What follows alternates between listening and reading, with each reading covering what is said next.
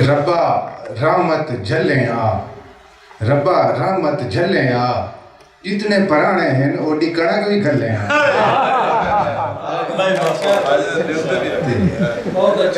एक नज़म मैं लिख के ले आया, पुरानी नज़म है। एक साडा एक अखाण है पंजाबी दा फलाने पासे भी, आप लोहड़ी वहंदी आई ते लोकां नूं मत्ती देंदी आई।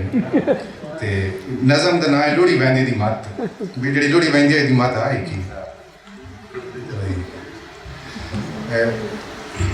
वस लगे तां खिंडे पुंडे अंदरां दे विच लड़के होए, डावर जाले छंडण पारूं, कद्दां बूहियां दी चुंडां ते बोखरां दे कड़कार नतावो। इंज दी आथर छण दी धूड़ जे अलमारी ते पै शीशे ते पै जावे तां कई कई रुत्तां साफ नहीं होंदी, साफ नहीं होंदी।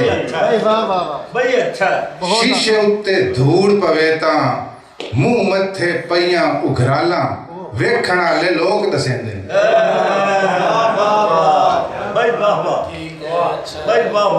दुई माच बहुत मेहरबानी।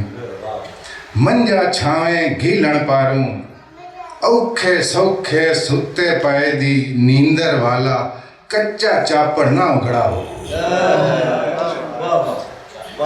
नींदर रुसनी नो होंदी है, नींदर रुसनी नो होंदी है।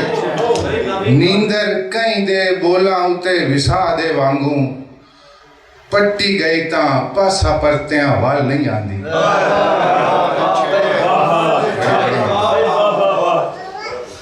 दुई त्री माते जी। किला आलियां जुतियां पा के वण जालां दे टाणे बह बह, ना जिन्ना दे बाल लताड़ो।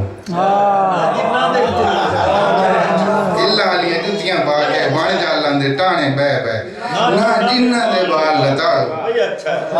जिन रूहां तू अखियां होइयां बदरूहां दा, तरला होंदे न हाड़ा होंदे न। जिन नरगट विच फाथी होई चीक दा सत्तो वाड़ा होंदा।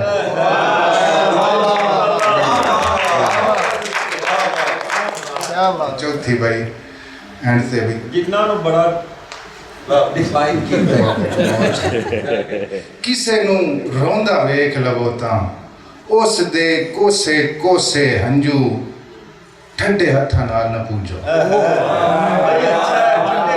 न पूजो हंजू हंजू आँख दे डेले विचों रिसदा होया, अखीं डिठे भोगे डंग दा रस होंदे हैं। आँख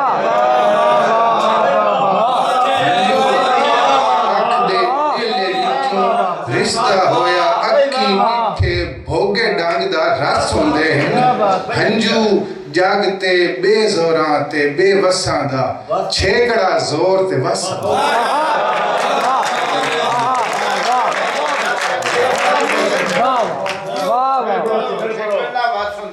एक गजल भी लगे थी पाठ बड़ी लगदे हत्थी पाठ भाई। डरे हुए माल नू डांग उलार के ढाड वतन है, मतलब खुश। डरे हुए माल नू डांग उलार के ढाड वतन है, डठी ढा नू हुद्दा मार के ढाड वतन है। बण नौ मुकना मैल चबारा सधरां दा, ऐरे दे दो वार उसार के ढाड वतन। ते वेले बन्ने बह के वगदियां वाणा विच, कख करने दा बेड़ा तार के ढाड वतन। ते कड़कदी धुप्पे वेड़े फूड़ी डाई होई, कड़कदी धुप्पे वेड़े फूड़ी डाई होई। हंजू सुकने गत खिलार के ढाड वतन। फातिमी शायरी पद है सत समंदरा दा, किला मुरबा पैंडा सार के ढाड वतन।